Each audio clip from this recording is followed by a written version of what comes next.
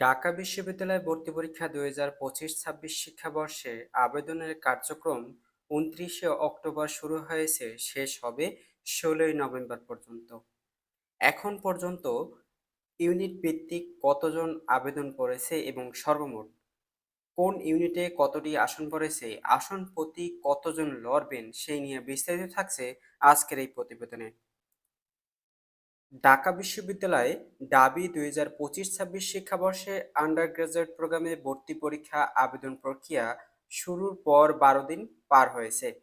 এই সময়ে ২ লাখেরও বেশি শিক্ষার্থী আবেদন করেছেন।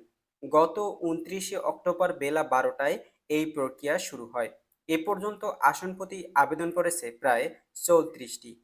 বেশি আবেদন করেছেন বিজ্ঞান ইউনিট থেকে। বিশ্ববিদ্যালয়ে আবেদন প্রক্রিয়া শুরুর প্রথম ১২ দিনে ২,০৭,০০০-এরও বেশি আবেদন জমা পড়েছে। এবার ৫টি ইউনিটে ৬,১২৫ আসনে ভর্তি নেওয়া হবে। এর আগে ২০২৪-২৫ শিক্ষাবর্ষের মোট ৩,২৯,০০০ শিক্ষার্থী আবেদন করেছিলেন গত বছরের ভর্তি কার্যক্রমে। অনলাইনে ভর্তি প্রক্রিয়া কমিটি থেকে জানা গেছে, আজ মঙ্গলবার ১১ই নভেম্বর পর্যন্ত এক ইউনিটে সর্বোচ্চ বিজ্ঞান ইউনিটে ৭৯,০০০-এরও বেশি আবেদন পড়েছে। আসন প্রতি আবেদন ৪৮টি। ইউনিটিতে মোট আসন আছে ১,৮৫১টি। কলা সামাজিক বিজ্ঞান ইউনিটে ২,৯৩৪টি আসনের বিপরীতে আবেদন বা ৭৯,০০০-এরও বেশি আবেদন করেছেন।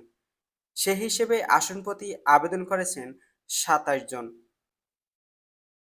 ব্যবসা শিক্ষা ইউনিটে ১,০৪০টি আসনের বিপরীতে এ পর্যন্ত আবেদন করেছেন ২৬,৪৯০টি।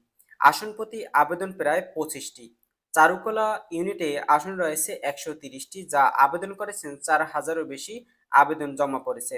এ পর্যন্ত আসন প্রতি ৩১টি বেশি আবেদন পড়েছে। আইবি ইউনিটে আসন সংখ্যা রয়েছে ১২০টি, বিপরীতে আবেদন করেছেন ৭,০০০। আসন প্রতি আবেদনে লড়বেন ৫৮